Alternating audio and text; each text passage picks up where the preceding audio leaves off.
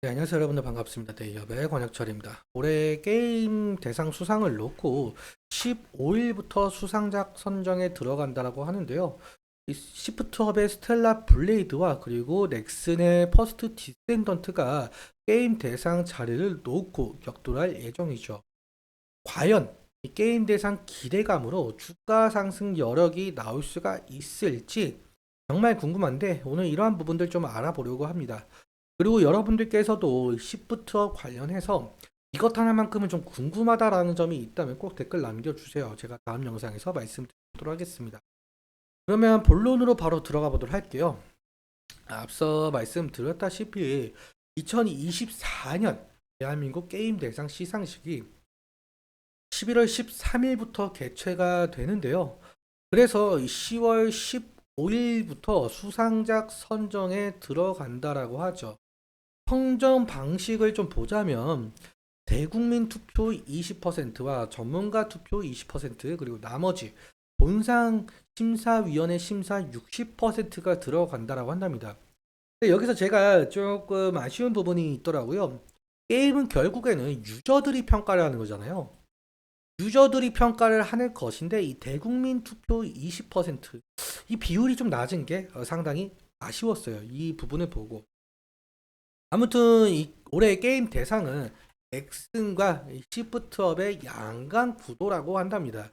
넥슨 같은 경우는 퍼스트 디센던트 그리고 시프트업은 스텔라 블레이드 이 두 게임이 올해 대상 유력 후보라고 하죠. 거기에 더해서 넷마블의 나운랩 그리고 데브 시스터즈의 쿠키런 등등등 수상 경쟁을 한다라고 한답니다. 올해 상당히 좀 재밌는 게임들이 유난히 좀 많이 나와서 저도 좀 재밌게 했던 기억이 나고 있는데요. 사실 이 시프트업에 투자하시는 분들은 이 스텔라 블레이드가 어떠한 게임인지 모두 아시겠죠. 스텔라 블레이드는 플레이스테이션 5로 이용 가능한 게임인데 스토리가 아주 탄탄해가지고 상당한 성과를 좀 낸 바가 있었습니다. 사실 저도 이 스텔라 블레이드 정말 하고 싶었거든요. 정말 하고 싶었는데 제가 이 플레이스테이션 5가 없어가지고 못 해본 게 상당히 좀 아쉽더라고요. 아무튼 이 스텔라 블레이드는 2개월 만에 판매 실적 100만 장 판매했죠. 특히 유럽과 그리고 동아시아 지역에서 흥행을 했었는데 사실 아쉬운 부분이라고 한다면 딱 이 한 가지가 있을 것 같아요. 이 발매 기종이 이 플스로 한정되면서 엑스박스를 이용하시는 이용자분들은 좀 할 수가 없었다라는 점. 그래서 이 다양한 유저층을 좀 확보하지 못하면서 대작급에 비해서는 판매 실적이 조금 낮다. 이러한 점이 좀 아쉬웠다. 그러니까 사실 발매 기종을 제외하자면 좀 흠잡을 거리가 없었다라는 뜻이 될 수가 있겠죠. 아무튼 저는 이 넥슨의 퍼스트 디센던트보다는 이 스텔라 블레이드가 대상을 받을 가능성이 상당히 높다라고 생각을 하고 있거든요. 이 퍼스트 디센던트 여러분들께서 해보신 분들도 있겠지만 얼리얼 엔진 5를 활용을 해서 이 상당한 이 그래픽으로 눈을 좀 사로잡습니다. 하지만 출시 초기 스팀에서 매출 1위를 기록을 하고 최고 동접자 수 16만 명을 기록을 했지만 우리가 은어라고 하죠. 오픈빨이라고 해야 될까요? 초창기보다는 아주 빠르게 흥행세가 치든 점. 한 달 만에 유저 수가 10만 명 이하로 좀 떨어졌고 10월 기준으로 동접자 2에서 3만 대를 좀 유지하고 있다라는 점. 이 뜻은 결국에는 이 상당한 유저분들이 좀 실망감을 내비치면서 이 퍼스트 디센던트를 게임을 안 한다라는 이유가 될 수가 있겠죠. 그럼 과연 어떠한 이유가 있었을까? 바로 여기서도 나오는 이 확률 도박이죠. 그냥 도박 게임이에요. 말도 안 되는 확률. 뭐 5%, 25%, 2.5%, 뭐 0%도 있네요.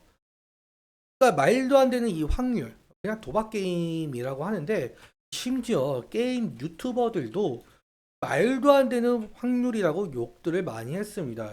확률이 20%인데 1시간 동안 득템이 안 된다.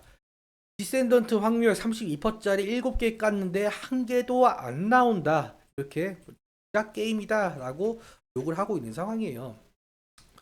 그만큼 넥슨의 경우에는 도박 게임을 많이 만드는 회사라서 사실 우수한 스토리 라인을 가지고 있는 스텔라 블레이드가 좀 대상을 받을 가능성이 상당히 높다. 이렇게 저는 생각을 하고 있습니다. 실제로 대상을 받는다라고 한다면 단기적으로 주가 상승 여력이 나올 가능성이 상당히 높겠죠. 그래서 우리가 11월 13일 개최되는 게임 대상 시상식을 좀 주목해 봐야 될 필요성이 될 수가 있을 것 같습니다. 여기까지 오늘 말씀드리고 싶은 것들 말씀드렸고, 그럼 기술적인 측면 잠깐 살펴보도록 하죠. 오늘 오후에 갑자기 이렇게 들어 올리면서 2%로 마감을 했는데, 언제부터 들어 올렸냐? 한 뭐 1시 때부터 계속 들어 올린 모습을 우리가 확인할. 그러면서 지금 이 10일 이평선을 좀 안착을 해준 모습이고요. 아래 꼬리가 상당히 길게 나온 점이 있죠.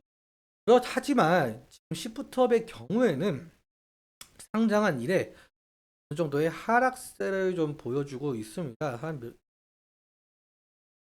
퍼센트냐? 한 30% 정도 하락한 점이 있네요. 그렇다 보니까 이 상승시마다 이 저항대 부근이 좀 막힐 가능성이 상당히 높겠는데요. 일단적으로 1차적인 저항대 라인은 여기 이 부분이 될 수가 있을 것 같습니다. 그래서 이 60일 이평선 부분이 짧게 생겨났는데 이 60일 이평선이 좀 강한 거래 대금을 통해서 좀 돌파를 해준다라고 한다면 우리가 2차적인 저항대 라인인 구간까지는 올 수 있지 않을까 저는 그렇게 생각을 하고 있고요. 만약에 2차적인 저항대 라인에 막히게 된다라고 한다면 이 구간은 좀 횡보를 할 가능성이 상당히 높을 것 같다. 그리고 만약에 이 부근을 1차적인 저항대를 돌파를 해주지 못한다는 흐름이 나오게 된다면 지지라인 같은 경우 10일 이평선과 이 구간이 될 수가 있을 것 같습니다. 실제로 여기 이 구간에서 좀 지지가 일어난 모습을 우리가 확인할 수가 있겠죠.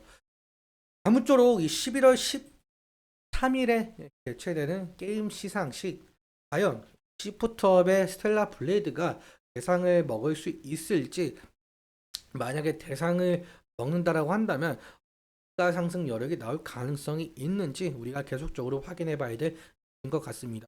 오늘은 여기까지 말씀을 드리면서 오늘 제가 말씀을 드렸던 내용들과 차트적인 부분들에 대해서 제 개인적인 견해가 상당히 녹아들어 있기 때문에 여러분들의 주관적인 견해와 함께 투자를 현명한 선택하셨으면 좋겠습니다.